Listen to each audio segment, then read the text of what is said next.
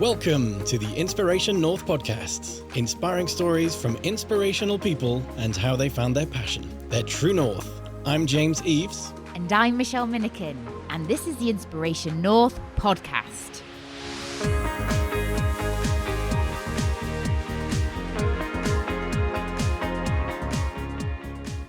Today's episode, Being Born an Entrepreneur with Craig Smith. We talk about how he realised in school he wasn't like other kids, his ability to turn a fiver into a tenner, and taking a call from Coca Cola in his bedroom. Craig is the founder and director of the Printed Bag Shop, one of the UK's leading suppliers of printed bags and packaging. Some of his entrepreneurial adventures included raffling 50p mix-ups at school and owning a van and market stall before he could drive. He also served his time as a pipefitter welder and worked in various bars and clubs as a door supervisor. In 2007, he started an award-winning business selling printed bags and packaging that now turns over in excess of £1.2 million with only 6 employees. So Craig, thank you ever so much for joining us on a glorious February afternoon. Yes. In the Inspiration North headquarters. So little Dickie Bird tells me that you were very entrepreneurial at school. So do you want to talk to us a little bit about that? Yeah, certainly. I hated school. Didn't like school one bit, but what I loved was making money. So I thought, why not spend my dinner money one day on buying a book of raffle tickets and 2 50p mix-ups and start selling the tickets. Little did I know that I was going to get about 30 kids surround us. To which the teachers then thought, what's this kid doing, selling drugs? To which, no, it wasn't. I was selling 50p mix-ups. And I got them confiscated off us, told that was the wrong thing to do, until a little bit later on when they said, actually, it's quite a creative idea. It's, you know, it's very entrepreneurial of you, but it's not the right thing to do in school. So I would say school was definitely where I started to realise that I just had something else. I wasn't like any other kids. I didn't really play out much. I didn't really have toys. I never had a computer. Wasn't into computer games, but I was always into buying and selling in some way. Used to always go to the car boots with me dad and my granddad, and, you know, buy something for one price, sell it for something else. We used to always say that I could always make a fiver into £10. And still to this day still do the same thing, hopefully. But yeah, so yeah, school was where I really found out that where I had it. The teachers used to always say to me mum and dad at parents' evening that, you know, Craig needs to rock it up his backside. He's not great at school. He's not really doing anything in lessons. But I wouldn't worry because he's going to go far in life. And at the time that meant nothing to me. My parents were a little bit like, oh, what do they mean by that? But then it's not until now that they realise that, yeah, I was never very good at school, but I had something. You know, some people say that you're born an entrepreneur, some people say that you could be made it, and I think obviously my teachers must have seen something like that within us and thought, I don't need, you know, the education behind us. And I think just the person that I am, I get on with anybody, I talk to anybody, you know, comes across quite well. And I think if you can do that, you seem to get far in life, or it certainly worked for me. Yeah. So what else did you do then? So again, before I could drive, I think I was about 16, my nan had been saving since I was little, just a few pound a week, and she gave us about £3,500, to which me, not being that normal kid, decided I want to buy a van and a market stall. And when I put it to my mum and dad, they weren't surprised by what I wanted to do, but they were like, well, you can't drive. I was like, no, well, dad can drive, right? And what do you want the market stall for? I was like, well, if we go to Corbridge, people there have got money, and what we'll do is we'll set up a cake stall on a Sunday at their car boot. So sure enough, bought a load of cakes, didn't have any experience in this whatsoever, bought a load of cakes, market stall. I was, you know, quite a big lad with a shaved head, so I thought, well, I'm selling cakes to older people in Corbridge, I'm not the sort of right person to do it. So I said to my mum, right, dad drives, you sell the stuff and I'll just, you know, be the entrepreneur behind it, manage it. So we set off and we done that, and we had a, you know, van full of cakes and pop and crisps and everything else. And everything was going well until the local the local guy that's got the hot dog store kicked off of that. We were undercutting him on his, cans of pop. So that was the first lesson I learned, is, make sure that, you can do what you're meant to be doing there. The next thing is that in the summer, chocolate cake melts quite quickly. So we started selling stuff off cheap because it started melting. The insides of the packets were getting condensation. And then we finished off the day, hadn't done too bad, but then realised we still had stock. And we hadn't looked at the sell-by dates. So by the time the next market came round, the stuff was going to be out of date. So I was like, maybe we shouldn't have gone down the route of doing a market stall. But I had this van and everything else. So then I thought, right, removals. Why don't we get into removals? And again, this is just me. I'm just scatty-minded. I've got millions of ideas all the time. So yeah, Mr. Shifters was born. We put an advert in the local post office window saying removals, house clearances. Little did I know how hard house clearances are. We got our first job where I dropped a chest of drawers. That wasn't good because people that were moving had foreseen that us drop them. So I learned there, take the drawers out first. We then priced up for a house clearance. Little did we know that they hadn't emptied the freezer, and then there was going to be another 20, 30 bags and boxes of stuff on top. So it took a whole day, and I just was like, after the first house clearance, I was like, right, removals isn't good either. So what about gardening business? So I thought, that's a good idea. We're getting into doing gardening and cutting lawns and things like that. So I started that. So that wasn't too bad because it was at the beginning of the year. But I'm not good with bees and wasps. So when they came out, I was like, right, gardening's not good for me either. So I was just like, what on earth am I going to do? So I was still at school at this point. So, not bad for, somebody still at school, but I was just like, what on earth do I want to be? What am I going to be when I'm older? When I'm, when I leave school? And I was literally about to leave school as well. So I thought I wouldn't mind being a plumber. So I'd gone to, there was careers advisors at the time and said, look, I want to do plumbing and things. And all right, fair enough. Then, well, there's actually some jobs available to apply for now. Why don't you sit and apply for them? But there weren't actually plumbing jobs. It was a pipefitter welder, to which little did I know the difference is the fact that a pipe fitting job is a small, pipe that you get, in any house. Pipe fitting was something that I could actually stand in. So I applied for it. I got the place. There was, out of 3,000 people that had applied, there was 80 people picked. It was this new apprenticeship scheme. So I was pretty chuffed to get into that and into the shipyards. But I had a little bit of time. I left school on the Thursday, and there was a couple of months until this course started. So literally on the Monday I started it at a factory packing Lynx deodorant. That didn't last long either because I talked too much. So I was slowing the production line down, so they had a quiet word with us and said, look, you're slowing it down too much. It's not for you. So fair enough. But I served my time as a pipefitter welder. I enjoyed it at the time, but I look back now and think, my God, I would hate to do that again. The shipyards, they all started closing, and I worked at Alcan at the power station, and we fitted the last turbines into there, and then all the work just seemed to dry up and go overseas or offshore. And a few of my friends, they went and done their courses, but me not being great with water, I wasn't one for wanting to go in this capsule and be tipped upside down while strapped in and having to escape. So I was like, nah, not for me. So what else can I do? So at that point I decided to go and work for my mum and dad.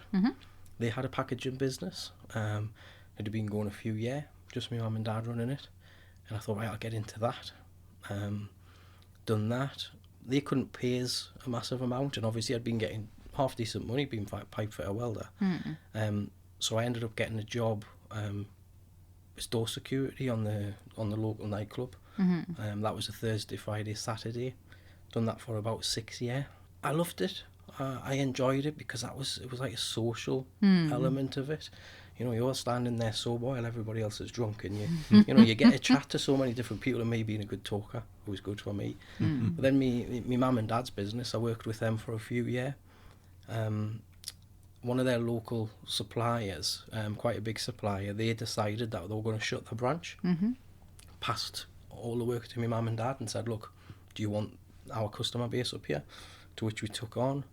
And unfortunately, it was just too much for us to handle. People went bump on us money. We grew too big too quick, and in 2007 the business went under. And it was awful because to see me mum and dad lose literally everything. They weren't a limited company, so they lost the house, they lost their car, they lost the lot. So it was really hard. So we were all unemployed. I was going to the job centre, and they kept pestering us with these jobs, which I was actually getting. It's really bad because I was getting more money not working than what they were offering us. And one day I just got so sick, and I thought, you know what, I'm just going to tell them I'm going to start my own business. So I did, and they were like, oh great, we've got a business advisor. So I thought, oh crap. Didn't realise that. Too soon. So they said, oh, we'll put you in touch. So a week later, had a meeting with him, told him my idea, and it was going to be, didn't want to get into packaging as such, because again, you've got to hold stock, you've got to have money to buy the stock, which I didn't have. So I thought, right, what can I do? So I thought printed bags. So that was, I didn't have to hold stock. I knew of a few suppliers that would give us credit from the start. So I decided, right, that's the route I'm going to go down. Told him. He said, right, we're going to write a business plan and do a cash flow forecast, something I'd never done in my life.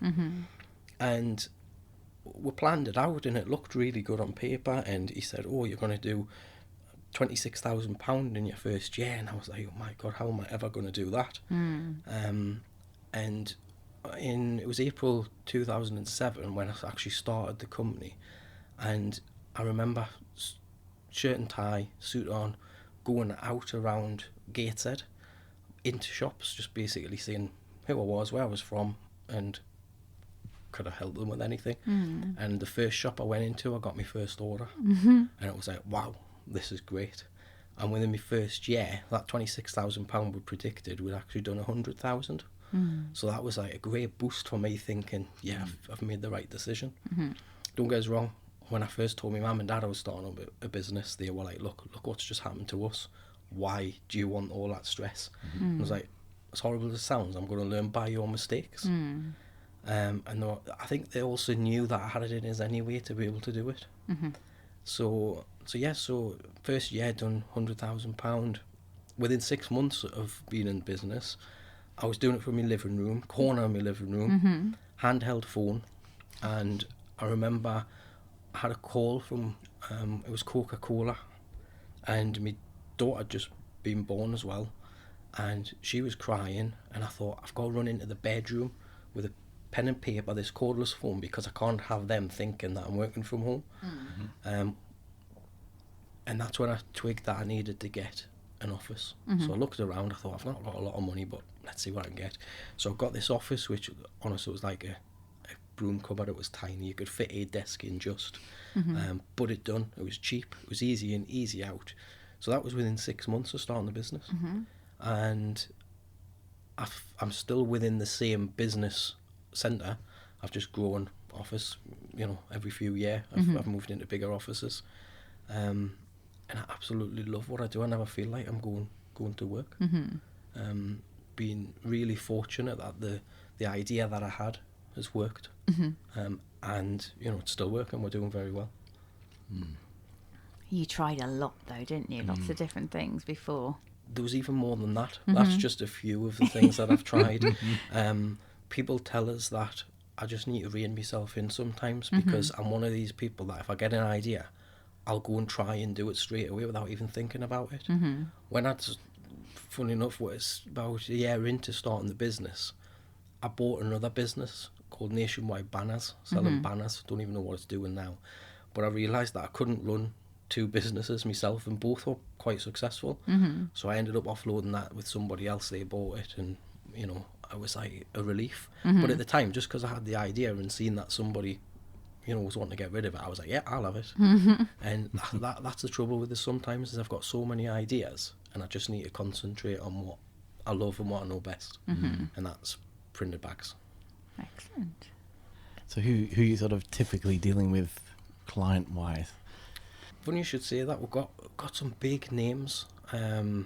Boohoo, Pretty Little Thing, done Boots, Coca Cola as I mentioned, Johnson & Johnson, Vivian Westwood, We done bags for her York shop that was opening. And it's funny that the brands got some amazing brands. And when I started my business, whenever I used to speak to my dad on a weekend, he used to always say, "So, who are you doing bags for this week?" And it used to be quite exciting thinking this little business that I had the idea of and started from my living room, I'm now supplying some of the biggest brands in the world. And he used to get a buzz off hearing who it was.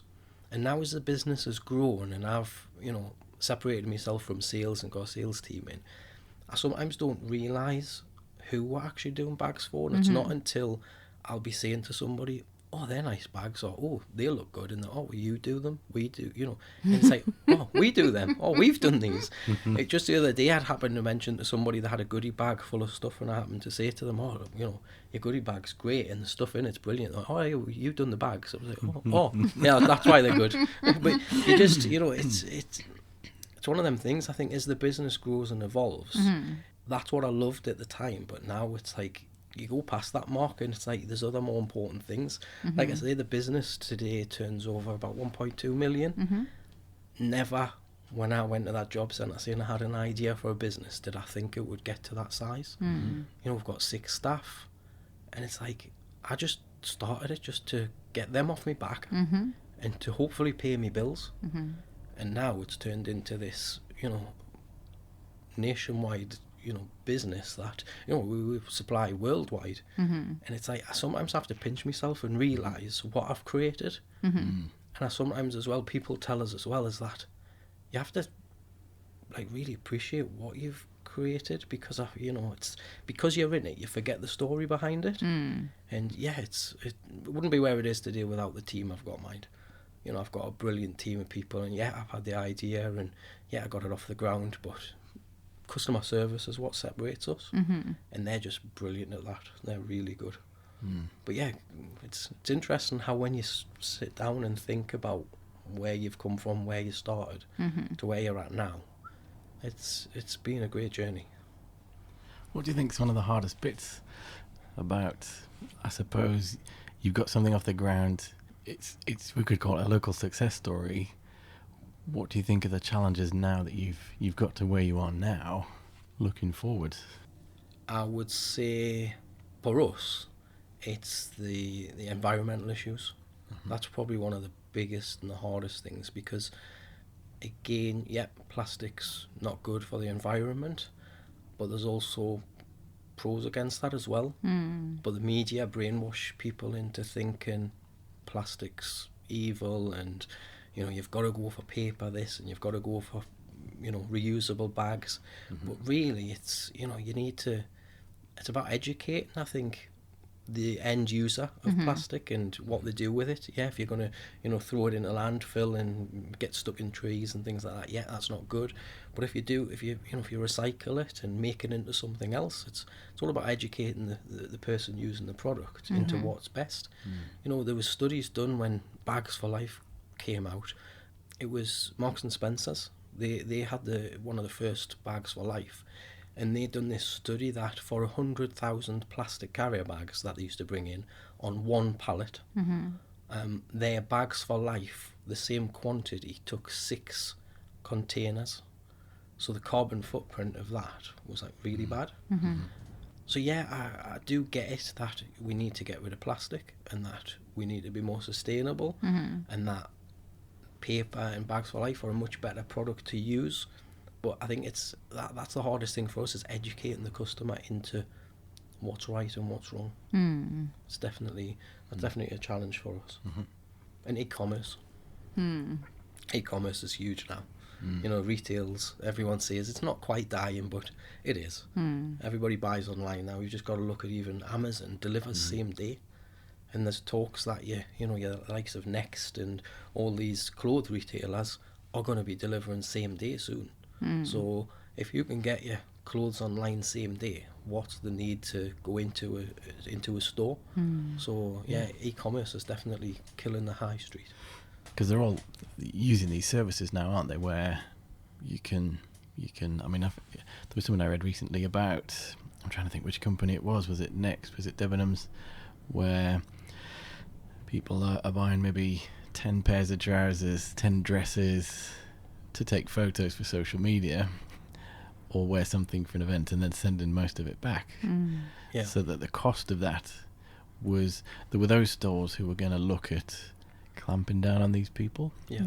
but some others, and I forget which it was, Next or something like Was that. it, I know ASOS have... that could be the one, actually. Yeah, yes. ASOS have introduced something where like you can have so many returns free. Yeah. And I think so many people are just buying so much stuff, like you say, taking the pictures for social media, or just, I'll buy all these different sizes, try them on, and then return the ones I don't want. And it was costing them an absolute fortune. It's millions. So there are those stores which are sort of cracking down on it, and there are those who sort of say it's cost of doing business. But if you think of all that, there's your other carbon footprint, though. Yeah. You're getting it delivered same day from whether it's DPD or whatever brand of courier it is. You're then sending it all back.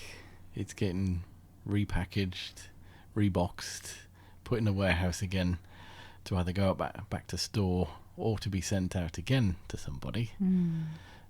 But because you don't necessarily see the packaging, there's not really that cost, is there, that you're thinking of? Definitely not. And people haven't got the time, I don't think, these days, is to go, onto the high street or into, somewhere local like the Metro Centre, and, to spend an afternoon trying things on. People think last minute that I've got, I'm going out tomorrow night and I need a new dress or a new top or a new pair of jeans. Well, if you can just click and have it next morning, why not? Why go out your way? And even like I say, the fact is that Amazon, that's a prime example of the fact that you could even get your groceries delivered same day by them. It's it's frightening, really. It's making us very lazy. It is. And I don't like shopping anyway. I'm one of these strange girls that don't like... Metro Centre is hell on earth for me. Right. It's like too hot. It's too many people. I hate rifling through shops to find stuff. So I love just being able... So I know what size I am in the 3 or 4 shops I shop in. So I know what suits me. I never send anything back because I already know what's going to look all right. So... So you're the perfect customer for the high street. Pretty much, yeah. I was like, you guys, send me this dress. It's going to look fine. Yeah. Yeah, you see, I'm the opposite. I believe that I love shopping. And a lot of male friends that I know that, they're like, how would you love shopping? But don't know, do. Well, it's an experience. That's what they say about the high street, really. The shops that will survive, it's no longer just about sort of a transaction. You go in, you try something, you buy it. It's more the experience. Definitely experience, yeah. And that's probably why you get things like coffee shops. If you think of the brands like M&S, you've got Next, who have got Costa in there now, so it's almost trying to tie an experience or something else as part of shopping in the store. You go and buy a coffee and a bit of cake or whatever. I was one of the weirdos. When we were teenagers, we'd go to the Metro Centre. I would sit on the floor outside the shops with my friend from the shops. Right. This was before mobile phones as well, so I was literally just sat there watching the world go by while those guys were shopping. Weird. Just talking about experience, is even, you're saying about, coffee shops within side of the likes of Next. Even e-commerce is all about experience. It's all about that unboxing experience. People even video it and put it on YouTube channels and things. And something that we've been looking at is, the model's not new, but I think putting it on a bag is augmented reality. People do it on bottles and business cards, but I've never seen it done yet on a bag. So it's something that we've been looking at, is that if we're doing Boohoo.com's bags, and they've got a latest dress or range out, why not put the code on the bag so that when the person buying the product gets the bag, they can literally hold their phone against it and play a video of the latest products, and then they can even click the button and order. So that's something that we're looking at doing on our luxury bags and on mailing bags as well, because again, e-commerce, it's all about mailing bags. So that, and again, that's just about that experience. You've just got to be a step ahead. And yeah, it's all right having the products, but what sets you apart. Well, one of my favourites on this an online only store, and it's almost you get a bag, you get the box, and it's very luxurious. Yeah. It feels, quite luxurious, and that unboxing. Yeah. Plus, there's no better feeling than coming in from work and seeing your parcel that you've ordered. It's quite exciting. Yeah, it is. Yeah, it is. Okie dokie. So you've come really quite far, I suppose, for somebody that didn't particularly love school but liked to try lots of different things, and you've probably got high tolerance for risk, I suppose, as well. You'd think that, but I think the trouble is because I've done so well with this business, and I've got to a point that I thought I would never ever get to. I'm now quite protective of that. Yeah. And that's hard, because I want to move on to other things, better things, but I also need to protect what I've got. So that can be a challenge. I think that's probably my latest challenge, is trying to get over that. And I think a lot of people suffer that, especially when, like I say, I never expected to get to this level. So it's like, yeah, I've got other business ideas. Do I risk what I've got now to go for them? You have to wait and see. So I was going to ask in terms of the support and help you've had as well over the years. My mum and dad, obviously, so supportive of us, but they would be my mum and dad. It's their job, isn't it? It is, but no, I think just having them behind us, they knew that I'd do all right for myself. Also, the likes of the Entrepreneurs Forum I'm involved in, they've been brilliant, because from when I was just a small business, I won a lot of awards, and one of the awards was to get membership into there. I didn't have the turnover you needed to become a member, but I'd won that, so I'd be turning up at the likes of Jesmond Dean House and Fisherman's Lodge at the time for these little informal dinners with half a dozen people, and I'd pull up next to a Range Rover, a Ferrari, and top of the range BMW, and there would be me and my little Zafira. And I used to think, what on earth am I doing here? But these business people helped me so much, because as much as I felt like I shouldn't be there, they didn't think that I wasn't deserving of being there. Yeah. So they really, really helped us. That got the business off the ground and helped us get to where I am today. And now I've just this year taken on my first mentor as well. And that's going really well. That's more, not even for the business, but more personal. It's, it's lonely at the top. As much as you've got your family around you and, people that you can speak to, sometimes you need somebody that is separate from you, the business. I've got a different, way of thinking, that I've been there, that I've done it, and that they're not afraid to question you or to throw things back at you and make you question yourself. And that's proven really useful for me personally at the moment. So yeah, that's only about 3 months into that, but it's working really well. It's going well. Excellent. So you mentioned before about having won a number of awards. What sort of things and areas have you won those for? So when I started the business, I was very lucky in the fact that I was under 30 at the time. So there was a lot more young entrepreneur awards that I could go in for. And I was fortunate enough to win Entrepreneur of the Year 2008-2009 for North Tyneside Business Awards. I also put myself up for it was a competition called the Pitch, which was so you had to go in for like regional heats. The closest for me was Glasgow, but I thought, why not? It's not very close at all, is it? Not at all. It's easy to get to London. Well, to be honest, when I was filling it all in, I didn't think I would even get shortlisted. I then had to go up to Glasgow and had to pitch in front of a number of investors, and there was one of the judges was from the Channel 4 show Secret Millionaire. And yeah, it was quite daunting in front of them. And I remember I'd done it, I was second last, so everyone else was going before you and your nerves are getting the better of you. And then it wasn't until I was on the train back home, just going through the tunnel, when my phone rang, and it was them, and then it cut off, and I was like, what are they going to tell us? And I remember frantically trying to ring them once I got out the other side of the tunnel, and it was basically to say that I'd won the regional heat. Yay. And that I was off to London. So I was like, oh, I'm off to London now. And that was even scarier because, again, I was all new to this, new to business, new to going in for these awards. And I was going to London, and the panellists there that were judging, there was 5 regional winners in front of 200 people at the Institute of Directors on Pall Mall. Yeah, It was being streamed live. Oh, crikey. Little did I know at the time that it was being streamed live, and I'm pleased it didn't. But then the judges were the likes of, it was a winner from The Apprentice one year. There was 2 people off Dragon's Den, and it was, they questioned you on your business and on your business model and on everything. But they didn't just question you. When you give the answers, they shot you down. And it was awful. But it was such... Sorry, Judge, you like the defendant. It was...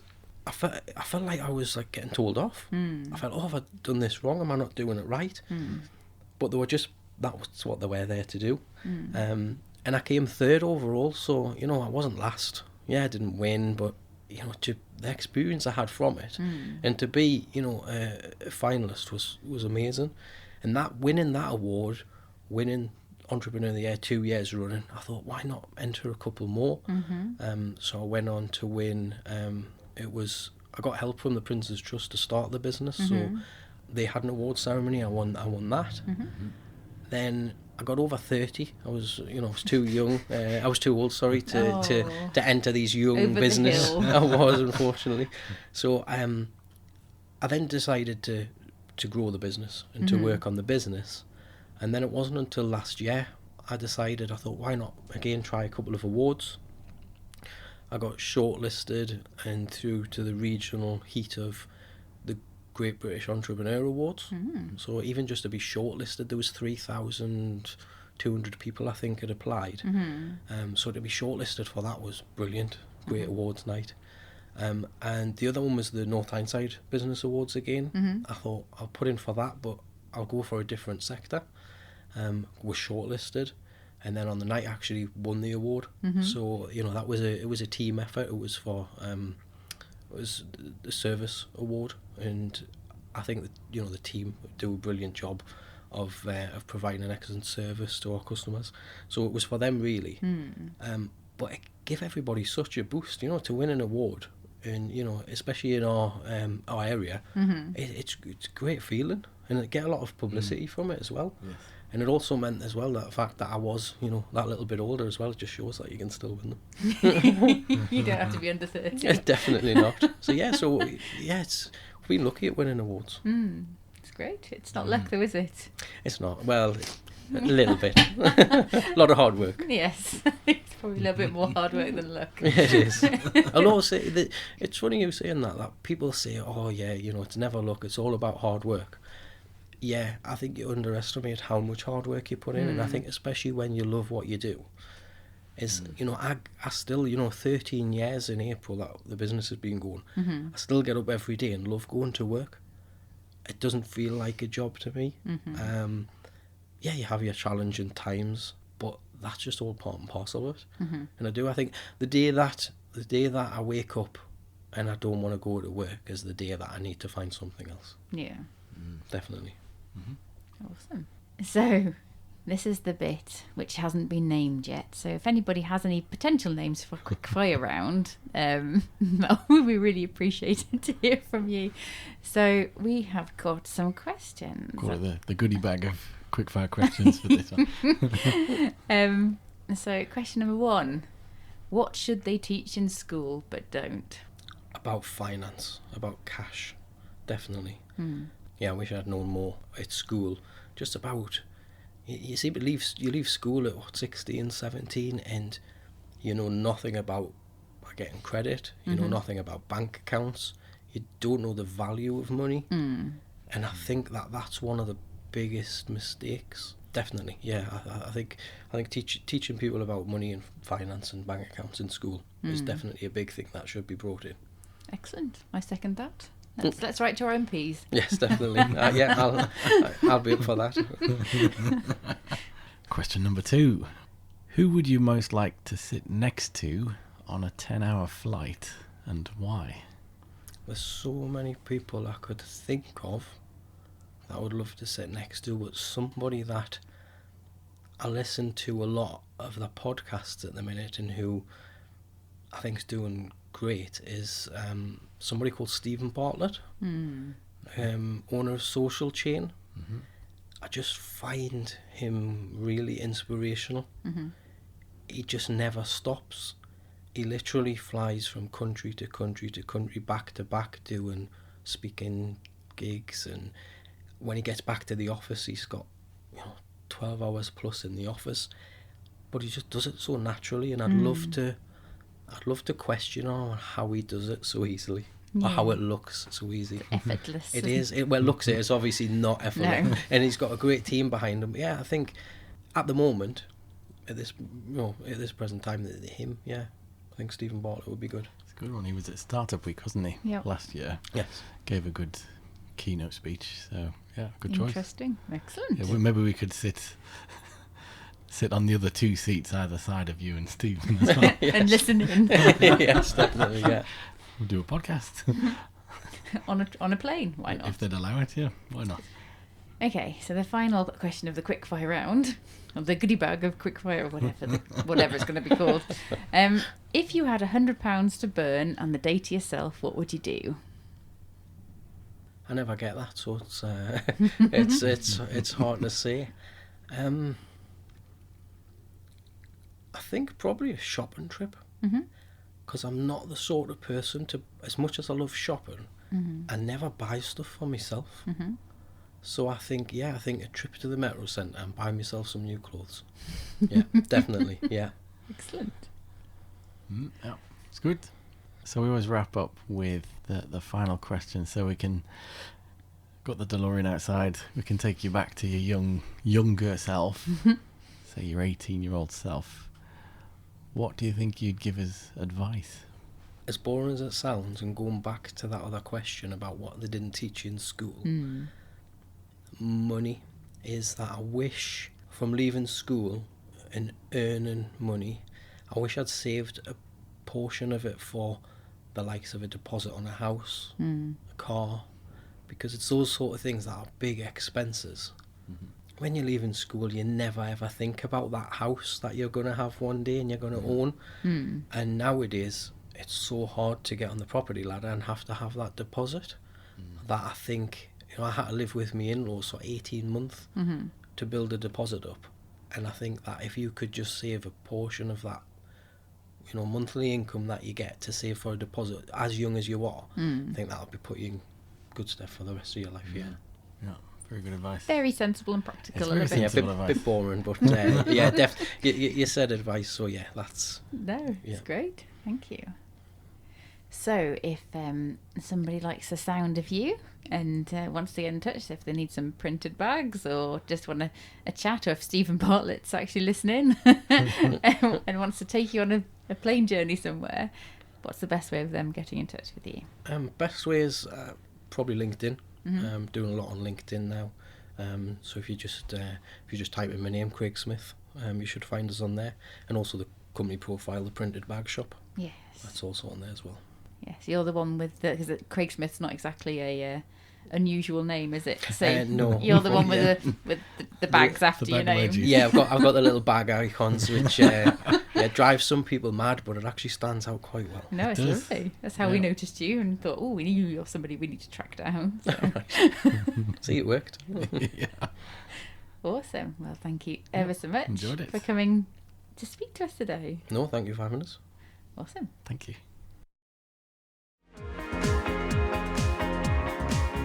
Thanks everyone for listening. Check out all the show notes at inspirationnorth.com. Join us again for the next episode when we'll be chatting to another inspirational person. If you like this, subscribe and tell your friends. If you didn't like this, subscribe anyway and tell everybody.